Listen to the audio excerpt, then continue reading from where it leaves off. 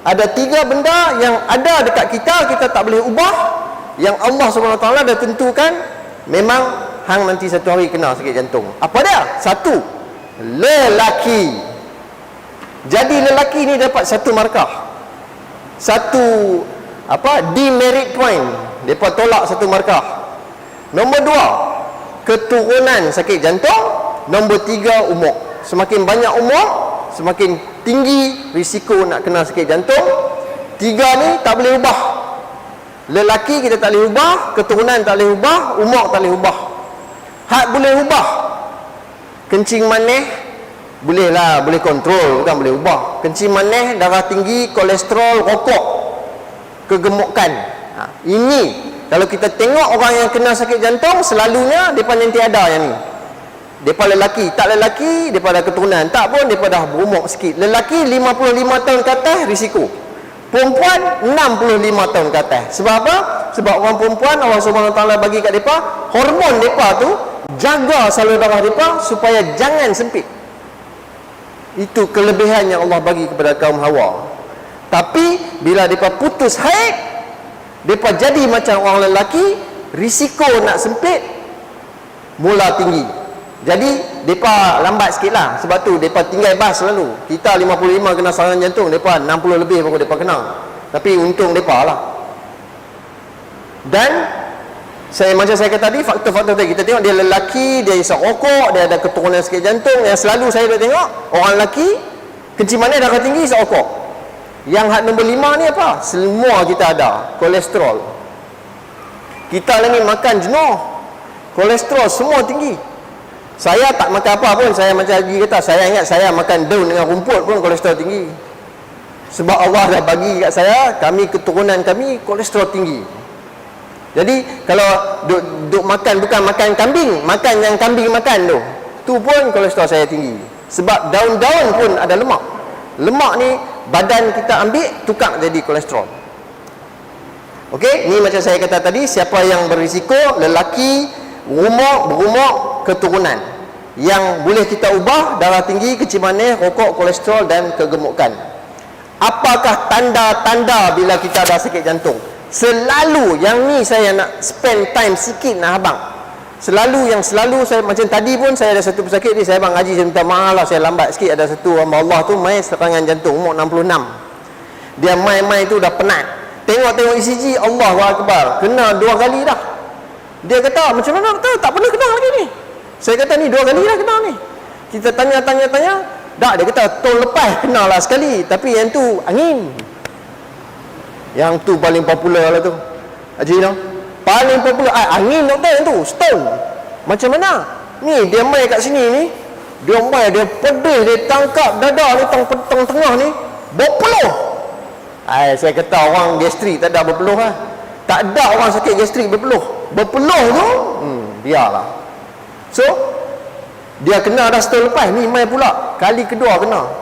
Dia kata kali kedua, saya kata pasal kali kedua ni tak kata gastrik. Dia kata gastrik. Saya pergi cek, tengok dia kata bukan gastrik. Rupanya 2 kali gastrik, 2 kali serangan jantung. Selalunya ini yang saya takut, selalunya ramai kita duk kata sebu. Pasal apa? Pasal dia tangkap tang bawah ni. Dia kat ulu hati. Sebab apa dia tangkap ulu hati? Sebab kalau kita balik pergi tengok gambar kita hak mula tadi, orat kanan tu dia turun sebelah kanan, dia pergi dekat lantai jantung. Lantai jantung duduk tang mana? Duduk tang ulu hati ni lah. So kalau orat tu tersumbat, memang kita sakit di sini. Kita tak sakit di sini. Kita sakit di ulu hati. So ramai yang duk kata angin tu, bila depa duk kata angin, sebenarnya bukan angin. Sebenarnya sakit jantung. Macam mana nak tahu? Macam ni. Kalau dia angin, dia mengena dengan pemakanan. Kita makan banyak, dia kacau. Kita perut kosong, dia kacau. Kita makan benda masam, benda minyak, dia kacau. Tapi jantung, dia tak ada kena mengena makan. Dia tengok apa kita buat. Kalau kita kalang kabut, dia main. Kita kalang kabut, kalang kabut lah. Main duk kalang kabut, dia rasa ketat lah ni. Tapi daripada kata angin ni, tadi aku minum teh. Daripada sebut macam tu selalu. Jadi kalau kita buat sesuatu kerja, jantung kita kerja kuat, kita rasa tak selesa, itu jantung. Kalau perut ni selalu kena mengena dengan makan. Kita tersilap makan ke, kita makan lebih ke, kita makan kurang ke, dia kacau. Lebih kurang lah. Dan selalunya selalu orang kena tipu lagi satu, mereka kata, oh belahak lega. Yang ni saya tak boleh jawab. Tapi ramai pesakit jantung, memang sakit dia jantung, dia belahak, dia lega. Pasal apa? Wallahualam. Saya pun tak boleh jawab. Setengah orang sakit jantung, dia belahak, dia lega. Kalau ikut, tak logiknya. Belahak ni main pada perut, tapi mereka belahak, mereka rasa lega. Jadi bila mereka belahak, mereka kata lega, mereka kata tu angin. Tapi kadang-kadang jantung. Jadi bila rasa sakit dada, buat apa? Pi buat ECG. ECG sahaja yang boleh tahu. Dan saya nak cerita satu lagi, cerita yang selalu orang sakit dada rasa macam mana? Dia rasa di tengah-tengah ni. Dia rasa macam mana? Dia rasa ketat. Kalau main duk kata, doktor saya sakit dada tahun ni, betul-betul tahun ni. Saya tanya satu, boleh tunjuk dengan satu jari tak? Dia kata boleh. Dia tunjuk satu jari. Bukan dia. Sebab jantung dia bukan satu titik, dia penuh. Dia rasa dada tu penuh, ketat.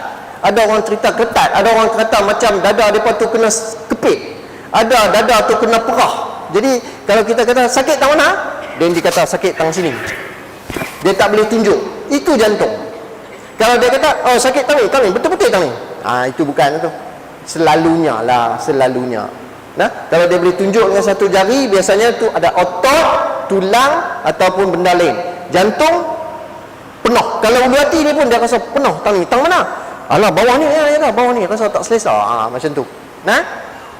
Dan kadang-kadang saya ada satu hamba Allah, yang ni pun saya cerita mana semua saya pergi. Saya kerja di hospital Pulau Pinang, satu hamba Allah mai jumpa saya, gigi tak ada.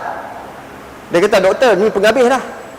Dia duk sakit dagu ni, dia pergi, doktor cabut gigi bawah habis dah. Dia sakit dagu bawah, tapi dia duk pergi cabut sampai dia kata, doktor cabut gigi atas. Habis dah cabut semua gigi, duk sakit lagi dagu. Ada last punya doktor kata kat dia, cuba hampir cek doktor jantung. Dia mai buat ujian senaman, positif. Buat angiogram 3 blok. Lepas 3 blok kita buka orat dia, dia kata tak sakit dagu lah, tapi padahal gigi semua habis dah.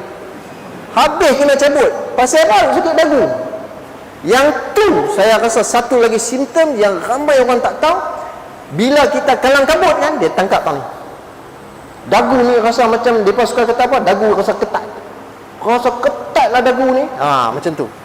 Dan yang satu lagi juga simptom yang cukup tepat selalunya, mereka kalang kabut, mereka buat kerja, mereka naik tangga, mereka nak sembahyang subuh ke apa ke, mereka lambat sikit, dia ambil wuduk tu, masa-masa dia ambil wuduk, lepas wuduk, mereka rasa macam awak orang cekik ni. Mereka rasa macam tercekik. Itu pun dia. Makan tak, minum tak. Selalunya mereka nanti kata, saya pergi lah ambil air, minum pun tak mau lega.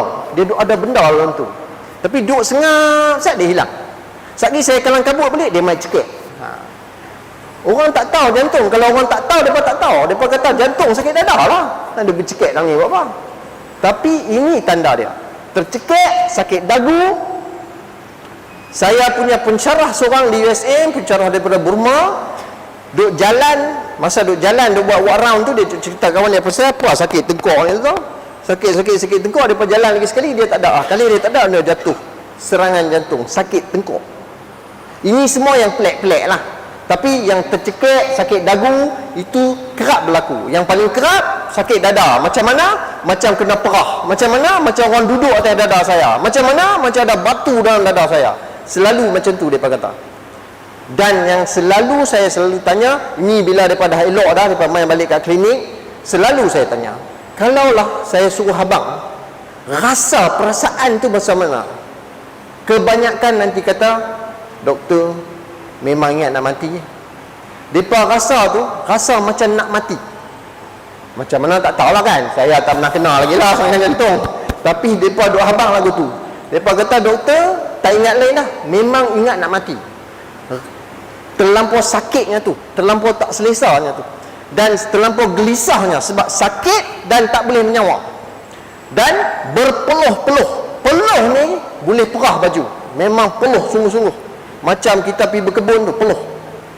Dia ketat, tak boleh menyawa, berpeluh, dan sampai satu peringkat dia akan muntah. Ini memang serangan jantung. Sebab kalau sakit gastrik tak ada lah sampai berpeluh. Orang tak berpeluh pun berpeluh sikit-sikit kot dia. Ni dak, depa lencun baju, memang lencun. Okey, dan selalunya bila ada sakit dada, nombor 1 pergi klinik buat ECG dulu. Dari ECG tu kita boleh nampaklah lebih kurang. Dan daripada ECG, kalau betul serangan jantung, kena pergilah pergi hospital, sebab hospital ada cara-cara nak buat rawatan untuk serangan jantung. Okey, rawatan serangan jantung biasanya ubat, tapi orang tak bagilah ubat biji ni. Depa bagi ubat cucuk. Ubat nak bagi pecah darah beku yang kita kata tadi itu. Kadang-kadang pi hospital yang tak ada pakar jantung, kalau kita kena serangan jantung, ingat yang saya kata tadi, salur darah tu penuh dengan darah beku. Macam mana nak bagi hilang darah beku? Tempat-tempat yang tak ada doktor jantung, saya sendiri sebelum saya jadi doktor jantung, kita bagi satu jenis ubat, kita panggil ubat nak pecahkan darah beku. Ubat ni cukup kuat. Kita cucuk, dia masuk dalam darah kita, apa-apa darah beku yang ada dalam badan, barulah. Darah beku lama dia tak boleh pecah. Darah beku yang baru tu relai. Tapi syarat, mesti dibagi dalam tempoh 1 jam atau 2 jam daripada masa kita kena. Lebih daripada 2 jam, dia dah tak boleh berfungsi. Selalunya kalau mai lambat, mai kena serangan jantung, saat tunggu anak balik kerja lu, lagi baru kita pergi hospital, anak pun balik kerja sehingga beli kuih tiaw ke apa pula. Lagi sampai rumah dah 2-3 jam, nak pergi ke hospital, masuk 4 jam, bagi ubat tak jalan dah. Ubat cair darah ni berkesan kalau dalam tempoh 1 atau 2 jam daripada kita kena. Lebih daripada tu tak berapa berkesan. Dan bila dia tak berkesan, maknanya kita bagi ubat tak ada apa-apa.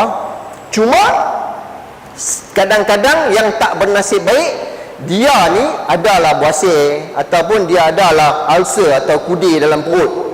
Bagi ubat tu, habislah. Darah dalam perut ni muntah darah. Saya pernah tengok orang mati bukan sebab serangan jantung dia, tapi sebab pendarahan disebabkan oleh ubat tu. Ubat tu bahaya, tapi nak bagi tu kena ada sebab lah. Kalau kena serangan jantung, bagi memang sebab dia lah dah. Jadi ubat tu nak kena bagi awal, kalau tidak kesan dia tak ada. Dan biasanya yang terbaik sekarang ni, datang ke hospital di mana kita boleh pergi tengok urat tu betul ke tak tersumbat, kita pergi buka urat tu dengan menggunakan belon, dan urat tu kita nampak urat tu terbuka. Sebab darah beku tu kita pecahkan dengan belon. Contohnya ada boleh pakai tak tu gambar ni. Contoh dia macam tu. Yang tu yang kata kolesterol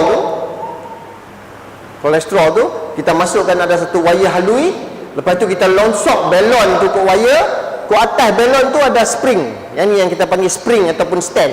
Kita buka stand tu, dia tolaklah segala-gala apa yang tersumbat dekat situ. Tu yang kita buka balik jalan dia tu. So kalau ada darah beku pun, dia tolak habis darah beku tu ke dinding. Dan rawatan kadang-kadang yang kita buat adalah pembedahan jantung.